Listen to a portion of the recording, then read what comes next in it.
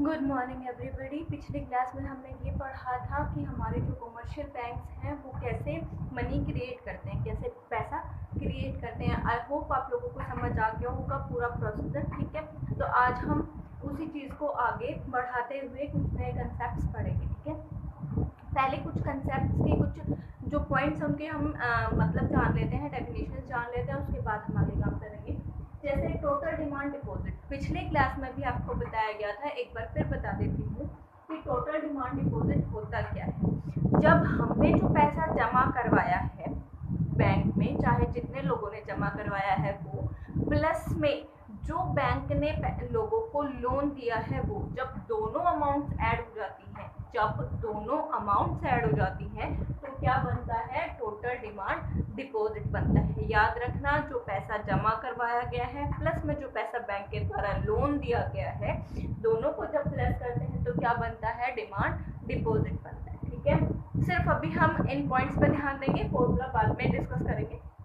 उसके बाद है कैश रिजर्व रेशियो। इस CRR की बात पिछली क्लास में भी हुई थी, मैं अब वापस से आपको बता देती हूँ। CRR क्या होता है, या फिर कैश रिजर्व रेशियो इसकी फुल फॉर्म होती है, और हिंदी में बोलते हैं इसको नकद कोष अनुपात।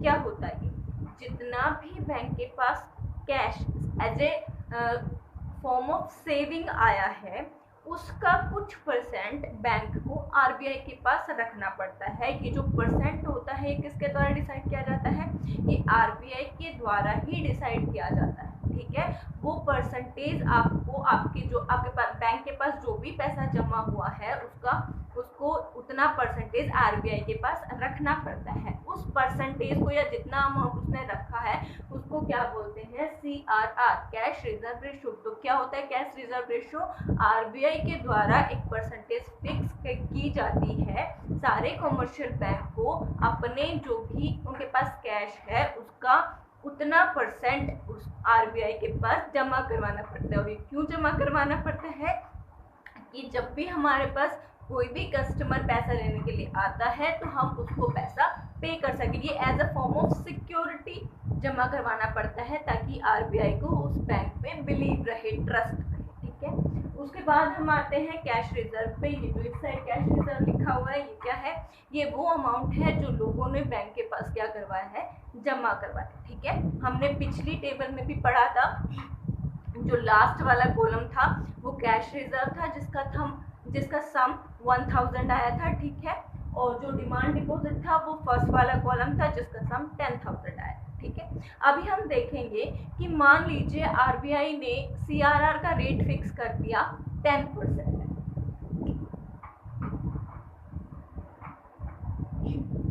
कितना है CRR का रेट, 10%। मतलब किसी भी बैंक के पास कैश रिजर्व या नकद कोष जितना भी होगा उसका 10% उसे किसको देना पड़ेगा, RBI को देना पड़ेगा। ठीक है, 10%। मान लेते हैं कैश रिजर्व कितना है, हिंदी में मैंने एक ही बार लिख दिया है, आप लोग समझ जाइएगा।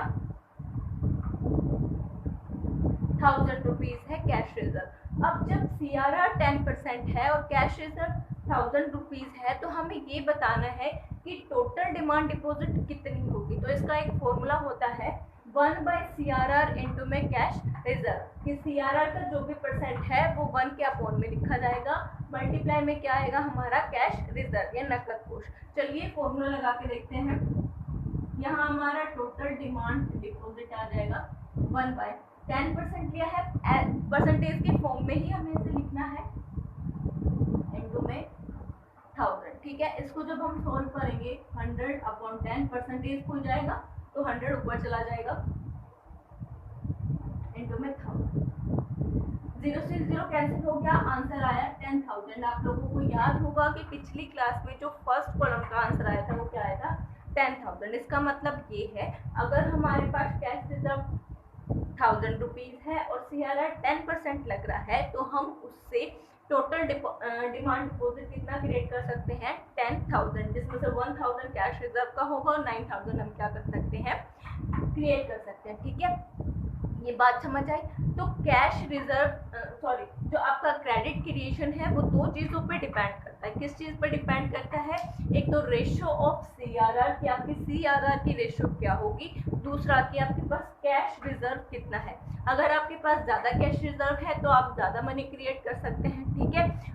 और जो सेकंड पॉइंट है सीआरआर का, ये चीज़ याद रखिएगा, जितनी सीआरआर कम होगी हम उतना ही ज़्यादा क्या कर पाएंगे, मनी को ज़्यादा क्रिएट कर पाएंगे, क्योंकि हमें आरबीआई के पास कम पैसा रखना पड़ेगा तो हम उसको ज़्यादा रोटेशन में लेके आ सकते हैं। जितनी सीआरआर कम होगी उतना ज़्यादा हम क्या कर पाएंगे, उतना ज़्यादा हम क्रेडिट क्रिएशन कर पाएंगे। आई होप आप लोगों को ये चीज़ें समझ आ गई हों। चलिए इसके बाद कुछ दो टर्म्स और है, हम वो देख लेते हैं। आई होप आप लोगों को ये समझ आ गया होगा।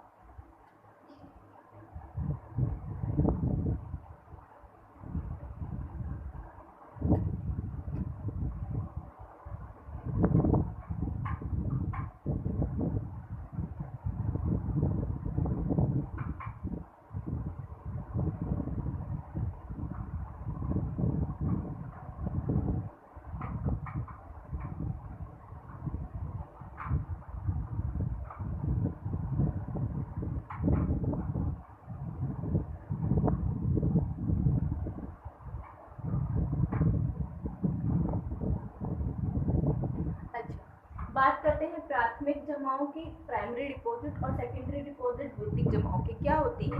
प्राथमिक जमाओं की बात करते हैं या फिर प्राइमरी डिपॉजिट की बात करते हैं हम, तो प्राइमरी डिपॉजिट्स क्या होती हैं, जब हम बैंक के पास अपना पैसा जमा करवाने के लिए जाते हैं, चाहे वो किसी भी अकाउंट में हो, तब उसको क्या बोला जाता है, प्राइमरी डिपॉजिट बोला जाता है, ठीक है। लेकिन जब हम बैंक के पास लोन लेने जाते हैं और